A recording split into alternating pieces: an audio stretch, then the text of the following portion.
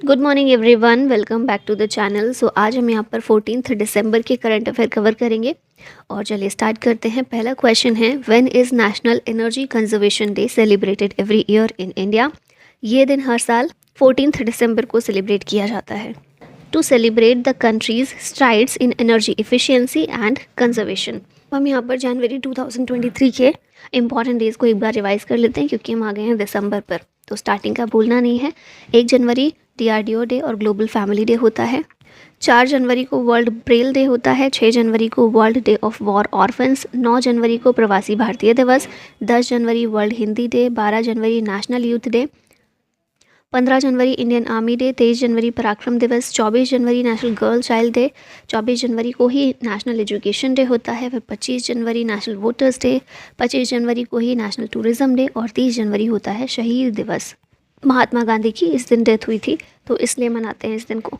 फिर 14 सितंबर होता है national Hindi day. World Hindi day कब है? जनवरी में 10 जनवरी को। तो 14 सितंबर नेशनल हिंदी डे होता है। फिर जिस तरह 12 जनवरी नेशनल यूथ डे होता है उसी तरह 12 अगस्त को इंटरनेशनल यूथ डे होता है। डेट सेम है, ईयर अलग है, डेट सेम है, मंथ अलग है। 24 जनवरी इंटरनेशनल एजुकेशन डे होता है। तो नेशनल एजुकेशन डे होता है 11 नवंबर को। और फिर लास्ट में है नेशनल टूरिज्म डे, 25 जनवरी है। इसी तरह से वर्ल्ड टूरिज्म डे ये होता है 27 सितंबर को। Which country's NGO has been honoured with the international gender equality award 2023। तो ये अवार्ड अफगानिस्तान के NGO को दिया गया है। किसके द्वारा? फिनलैंड के द्वारा। International gender equality award bye Finland Afghanistan के NGO को मिला है। ये NGO काम करता है to promote and protect women's rights in Afghanistan. ठीक है। फिनलैंड के PM है पेट्रे ऑर्पो और कैपिटल है फिनलैंड की हेलसिंकी। यहाँ पर रिसेंट अवार्ड देख लेते हैं। दिसंबर 10 दिन के हमें करने बाकी हैं ना, तो उन्हीं में से हैं ये। वहाँ पर ये चीज़ें कवर करेंगे, लेकिन यहाँ पर आप थोड़ा सा आइडिया थोड़ा सा हो जाएगा। फ्रेंच लिटरेरी ओनर दिया गया है आर्शिया सत्तर को।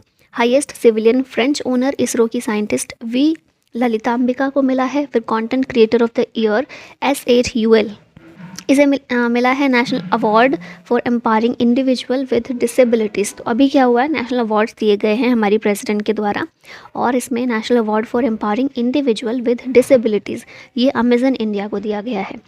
सिंगापुर का हाईएस्ट आर्ट एक्वलेट्स मीरा चंद को मिला है। अति विशिष्ट रेल सेवा मेडल ये प्रशस्ति श्रीवास्तव को दिया गया है। Time magazine person of the year Taylor Swift को मिला है। World's first methane powered rocket Zhuqiu 2 launched by which country. तो ये चाइना के द्वारा लॉन्च किया गया है। चाइनीज़ कंपनी है लैंड स्पेस टेक्नोलॉजी। ये पहली बनी है वर्ल्ड में to launch satellites with rockets fuelled by methane and liquid oxygen. इसका नाम क्या है रॉकेट का? Zhuqiu 2। चाइना की बात करें, करेंसी है रेनबिम्बी, प्रेसिडेंट हैं Xi Jinping. Recently Li Keqiang जो है ये डेथ हो गई है इनकी। ये फॉर्मर प्राइम मिनिस्टर या फिर प्रीमियर थे चाइना के। ठीक है, Li Keqiang. Which of the following countries jointly launched satellite MIRSAT-2। ये सैटेलाइट चाइना और इजिप्ट के द्वारा जॉइंटली लॉन्च की गई है, या इसका पार्ट नहीं है कहीं भी, चाइना और इजिप्ट की है MIRSAT-2 सैटेलाइट। ठीक है। यहाँ पर स्पेस करंट अफेयर देख लेते हैं। लूना 25 मिशन रशिया का है जो कि फेल हो गया। चंद्रयान 3 की तरह ही मून के लिए मिशन था। इसरो का गगनयान 2024 में भेजा जाएगा। चंद्रयान 3 को लॉन्च किया गया 14 जुलाई 2023 को श्रीहरिकोटा आंध्र प्रदेश से। Euclid space telescope European space agency का है।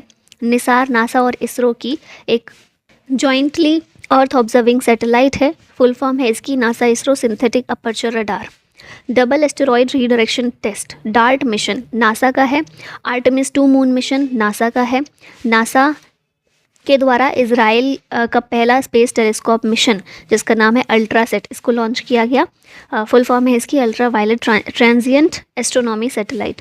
जोंगजिंग 26 कम्युनिकेशन सैटेलाइट है चाइना की और शियान 19 सैटेलाइट भी चाइना की है। Which country surpasses Afghanistan as world's leading opium source in 2023। ये कंट्री है म्यांमार। ठीक है, अभी कुछ समय पहले हमने देखा था ओपियम वर्ल्ड का लीडिंग ओपियम सोर्स अफगानिस्तान था और तालिबान का शासन होने के बाद वो और ज़्यादा बढ़ गया था, लेकिन अभी 2023 में अफ़गानिस्तान को सरपास करके म्यांमार बन गया है वर्ल्ड का लार्जेस्ट सोर्स ऑफ ओपियम। ठीक है, UN की नई रिपोर्ट में ये चीज़ बताई गई है।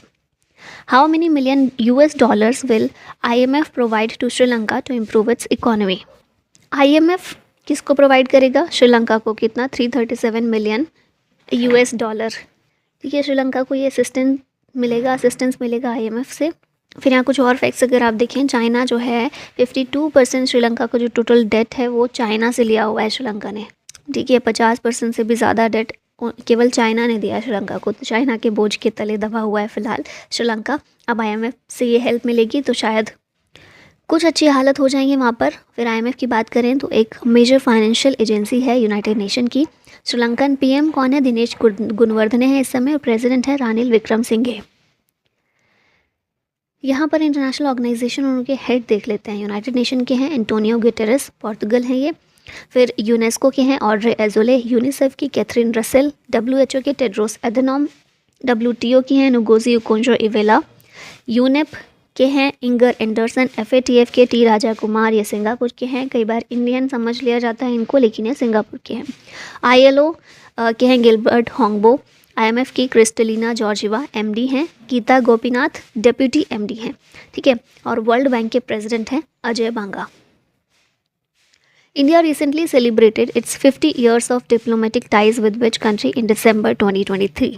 तो भारत ने 50 साल अपने डिप्लोमेटिक टाइज के सेलिब्रेट किए हैं साउथ कोरिया के साथ में। ठीक है, साउथ कोरिया के प्रेसिडेंट कौन है? यून सुक योल हैं। तो दोनों ही कंट्रीज़ के जो हेड हैं उन्होंने एक दूसरे को कॉन्ग्रेचुलेट किया इसके लिए। इंडिया और साउथ कोरिया के डिप्लोमेटिक रिलेशन शुरू हुए थे 1973 में, जो भारत ने नॉर्थ कोरिया साउथ कोरिया दोनों को रिकग्नाइज़ करते हुए अपने ये रिलेशन स्टार्ट किए थे, और अभी इसके 50 साल पूरे हो गए हैं। Youth for Unnati and Vikas with AI, यानी कि Yuva AI initiative is a collaboration between ministry of electronics and information technology with which company? तो मीटी हमारी जो है इसने इंटेल इंडिया के साथ में कोऑपरेशन किया है एक, जिसके तहत युवा AI एक कोलैबोरेटिव इनिशिएटिव है involving the national e-governance division of the ministry of electronics and information technology and Intel India. इसका ऑब्जेक्टिव है to equip students from class 8 to 12 with essential artificial intelligence skills, जिसमें focus किया जाएगा future ready workforce को create करने में। Which cricketer has been recommended for 2023 Arjuna award by the BCCI? Arjun award BCCI के द्वारा रिकमेंड किया गया है मोहम्मद शामी को देने के लिए। एक स्पेशल रिक्वेस्ट इसके लिए BCCI के द्वारा की गई है। किससे की गई है रिक्वेस्ट? स्पोर्ट्स मिनिस्ट्री से, क्योंकि अर्जुन अवार्ड हमारी गवर्नमेंट के द्वारा दिया जाता है ना, मिनिस्ट्री ऑफ स्पोर्ट्स के द्वारा दिया जाता है। तो BCCI ने स्पेशल रिक्वेस्ट की है कि ये जो सेकंड हाईएस्ट स्पोर्टिंग ऑनर है अर्जुन अवार्ड, ये मोहम्मद शामी को दिया जाए 2023 के लिए।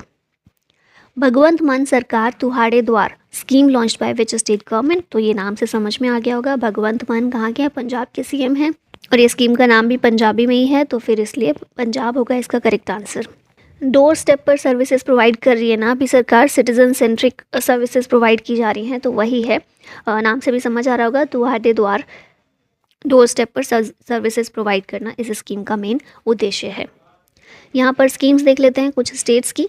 मोबाइल वैन प्रोग्राम है हिमाचल प्रदेश की, अबुआ आवास योजना झारखंड, इंदिरा गांधी स्मार्टफोन योजना राजस्थान, मुख्यमंत्री निःशुल्क Annapurna food packet scheme Rajasthan, मो जंगल जमी योजना ओडिशा, अमृत वृक्ष आंदोलन असम, नंदिनी कृषक समृद्धि योजना UP, नंद बाबा milk mission scheme Uttar Pradesh, गृहलक्ष्मी स्कीम तेलंगाना, गृहलक्ष्मी स्कीम कर्नाटका की भी है, गोधन न्याय योजना छत्तीसगढ़, अंत्योदय श्रमिक सुरक्षा योजना गुजरात, मुख्यमंत्री सीखो कमाओ योजना ये है MP की। और एक और स्कीम ऐसी है अर्न विद लर्न, ठीक है, ये है लर्न एंड अर्न स्कीम। एक है अर्न विद लर्न, वो है त्रिपुरा की, ठीक है, दोनों को याद रखिएगा। अब लास्ट में एक क्वेश्चन है आप लोगों के लिए, बताना है कि नए चीफ मिनिस्टर राजस्थान के कौन बने हैं? मोहन यादव, बाबा बालकनाथ, भजन लाल शर्मा या फिर दिया कुमारी?